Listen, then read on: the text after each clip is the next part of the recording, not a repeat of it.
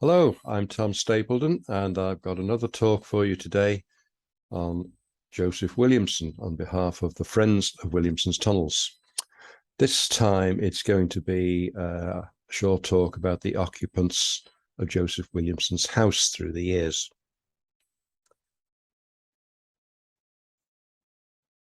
Now, this is all we have left of Joseph Williamson's house, as many of you will know. It's been standing there looking quite forlorn for so many years. It's managed to survive, although everything else around it was demolished many, many years ago.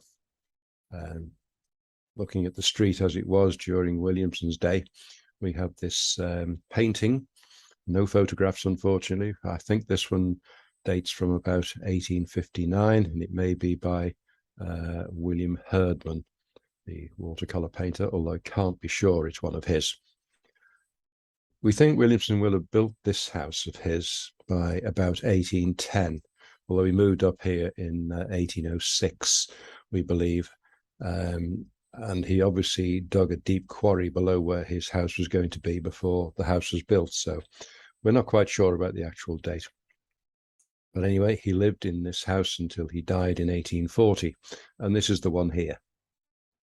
3-story Georgian house with this arched frontage and these 3 side windows, with the house next door set back by several feet. The arch has always puzzled me. Some people have always assumed that it was a carriage driveway through to the rear of the property, but I'm not so sure that it ever was that in Williamson's day, because Williamson, if he owned a carriage and horse, probably would have had it stabled down on his work yard on Smithdown Lane, because we know that he wanted nice gardens behind his houses, and that doesn't really go with stabling horses. So I think it's unlikely. This is a blown up portion of that painting, and to me it looks as if there's a doorway, and I have a feeling that this was just a feature archway rather than a driveway through, but we'll never know. It became an entrance later, without doubt. This you may have seen before is a sketch which is basically a correction by a gentleman called Mr. Wakefield, who wasn't at all happy with Mr. Herdman's paintings and the way they depicted the street. He thought there were too many errors, and in this one you can see that archway looks as if it has a door in it and another front door alongside it. So I'm not quite sure what that's about, but it certainly doesn't look like a driveway entrance to me. And in fact, I think I can see steps. That doesn't go with a horse and carriage. Anyway, not too long after Joseph Williamson died in 1840, and we think about 1842, St. Stephen's School took over number 4042 Mason Street. And they were to occupy it for about 30 years. This was a charity school catering for about 20 boys as a day school and also as a Sunday school, funded by wealthy subscribers and probably church collections. It was there for at least 30 years, from about 1842 to 1872. It was 1870 when the first Education Act dealt with the education for boys only, from the ages of 5 to 13. School boards were then set up and funding was provided for the very first time for schools. And at that point, St. Stephen's moved to a new purpose-built school down on Smithdown Lane. They moved in 1872. So that school must have been being built between 1870 and 1872. And in fact, the new school did actually cater for boys and girls. Now, this is looking across Williamson's work yard from Smithdown Lane. Williamson's houses will be on the higher ground behind there. Again, we're talking about artistic license. This may not be very realistic, but those are supposed to depict Williamson's houses on Mason Street, looking up from the work yard below and across his gardens. Now, the Territorial Army engineer volunteers moved into number 40 Mason Street soon after the school left. I think they already had number 44 as a storeroom. I think they occupied quite a number of buildings that had been Williamson's in Mason Street and the surrounding area already. But they used number 40, 42 as a barracks, and they had a parade ground behind it for many years. As you can see in this shot here, there are lots of arches, typical Williamson, couldn't stop himself building arches and tunnels wherever he went. And then in this shot, looking a bit further to the left of the last one, we think this probably depicts Williamson's Great Tunnel, which we're still looking for, and a whole range of arches built into the hillside going off to the left. Now, there's a story about the new St. Stephen's School, which was off to the left of here. And the headmaster was worried for years, I think, about the falling bricks and masonry from the top of these tunnels and arches at the rear of the school playground. He complained to the authorities, and by the sound of it, he was having real trouble getting anybody to take any notice of him or do anything about it. But between 1898 and 1900, a high wall was built over the tunnels. I think the original plan was to fill the tunnels in, brick and the arches, to brick them in. But there was obviously quite a problem over this. If you look at this plan, here is the new St. Stephen's School, access from Smithdown Lane here, and the playgrounds right behind, one for boys, one for girls and infants, is right behind where these arches used to stand. So this row of arches built into the hillside, and the Great Tunnel are from there to there. The Great Tunnel at this end, the rest of them, I think, just shallow arches. The piece of land above was where a group of Williamson houses stood, which later became occupied by the Territorials. And if the problem was the expense of having these arches made safe for the school, it was probably the Territorial Army that would have been looked to try and sort the problem out, and the War Office, who would have been footing the bill. But also the West Derby Wastelands Commission still owned the land, and probably the school headmaster would be dealing with the local authority. So all of them would have been sort of perhaps discussing and arguing for a long time about who was going to take responsibility, who was going to pay for it, and how it was going to be done. But anyway, the upshot eventually was not to fill in the arches, but to build a great high curtain wall right across here, behind the back of the school playgrounds and covering the entrance to the Great Tunnel here. And this is what we have left now. That's what it looks like very recently. The big high wall stretching from this corner here lies behind the land where the Williamson building stood, and later the Magnet Joinery Factory, as you all know. And at this end is where the school playground stood.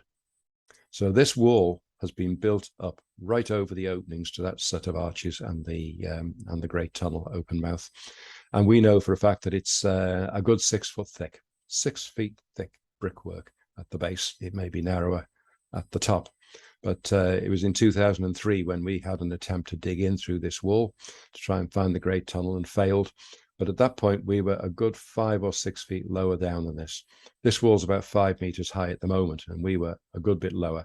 And the top of the hole where we tried to dig in was right down at ground level there now. So things have changed on that land over the years. That wall still stands, and we know it's a good 6 foot thick at the bottom. And it's holding back all the land where the Williamson building stood, and then the Territorial Army's land above. This is the set of Williamson buildings that stood next door. Various units of the Territorial Army moved into these Williamson buildings along the street from Williamson's house. But by 1900, they had decided to demolish these buildings completely because they were no longer fit for purpose for what they wanted them for. And this new barracks building was put up in place of those buildings between 1900 and 1903. And that's what that looked like. That's the new barracks, just along the street from where Williamson's house stood. And very large drill hall was built behind there as well. And it seems that the Royal Engineers moved across here probably about 1910. Other units had moved in long before, but the Royal Engineers, who were occupying Williamson's house, 40 to 42, just off to the left of this picture, were probably also in here by 1910. But they still had use of their parade ground, which stood behind Williamson's house. Now, this is an interesting picture to me because it's the only one I've ever seen of the looking straight onto number 44 Mason Street, the one next door to Williamson's house. Here you can see just the edge of Williamson's own house, 4042, and these side windows, as you saw in earlier pictures. Nowadays, we've only got 2 stories worth of it, but they're very distinctive windows looking sideways down the street. And the whole of number 44, which is still looking very much as it would have done when it was a residential property. Now, we think about 1920, after the Territorials had left. This was taken over by a gentleman called Samuel Jones. He bought the property and he used it as a second-hand machinery store. He was a dealer in second-hand machinery, but really it was his hobby. I know a little bit more about him very recently because we had a visit from a lady whose father had lived at number 8 Mason Street, born in 1915, and in 1920 or thereabouts, as a 5-year-old boy, he was brought by his father down the street to Mr. Sam Jones's machinery stores, because the two were good friends. They had a shared interest in steam engines. And we read from this man's memoirs that he was regularly taken down below into the tunnels underneath Williamson's house. We've got a very good account of him going down and playing in the banqueting hall below Williamson's house. This has only come to light just a few weeks ago by sheer chance. So a lovely, interesting little piece added on. Sam Jones lived up in Wavertree near the Picton Clock, and he used to come down every day here to his machinery store, where presumably he pottered about and bought and sold bits of machinery. Funnily enough, he had premises on Paddington before he moved down here. He was listed in one of the street directories as being a machinery dealer at number 118 Paddington, which is right next door to the group of Williamson buildings at number 120 to 126. But obviously, this was in 1911. He was listed there. By 1920, he'd moved down the road to occupy both of these buildings, 44 and 4042 next door. And he was to be using these premises right up until 1935. We have the conveyancing documents which show that on the very last day of December 1935, Samuel Jones sold the whole of the properties to a garage company called P.M. Williamson's. Now, P.M. Williamson's already had a garage business along the other end of Mason Street, and they took over this property, and I'm sure that they had no use for two what had been residential properties, but they did want a new garage base because they were setting up a business doing vehicle bodybuilding onto chassis. And this is what the Williamson house frontage looked like into the 1990s. This is all that's left now, because P.M. Williamson's, immediately after taking over in 1936, demolished virtually the whole of the Williamson buildings, 40 to 44. They left 2 stories worth of this frontage only. The top floor is gone. They left this side wall. This is replacing number 44 you saw just a moment ago, and they left a bit of the left-hand side wall of that building. All the rest was demolished, and this is what remained right up until the 1990s. It seems that PM Willie had two sons, and this other business along the street, and it was his son Bert Willie who took over the Williamson houses, and he says that he had them demolished almost immediately. And when they demolished them, they put up more modern garage buildings to cover the whole site eventually. They were there until about the mid-1970s, I believe. And then the last owner of the Williamson buildings there was a company called T. Hill, a tire dealer. And they were there until about the mid-1990s, as far as I'm aware. This picture is taken in 1997. By 1997, we'd had the research started up on everything to do with Williamson, and we had learned that there were some very interesting structures that lay below this garage building and below where Joseph Williamson's own house used to stand. And I think at this point, it was a question of breaking in, or gaining entry, as we say. These people are from the Grosvenor Caving Club. They came on a visit to the Friends of Williamson's tunnels back in '97. They were shown around the accessible tunnels down at the stable yards, and then they came up the street to visit this building. And you can see that they came equipped carrying ladders. So there was definitely intent there, but I rather doubt whether they were getting in there officially, climbing up and over the top of the gates like that. Inside, this is what it looked like, a real mess in those days. It had been abandoned by the tire company, left in a real state. And our people found several holes in the concrete floor, which had just been covered over with sheets of steel, very roughly. And this is what became our hatch number 2. This was the first entrance point that we used to get down into the banqueting hall below. It's not the one that we use nowadays, but it was possibly the only one to get down, or definitely the easier of two at this time. That's looking from inside the building towards the frontage. The archway door is on the other side of that, but you can see these big wooden doors have been placed across here.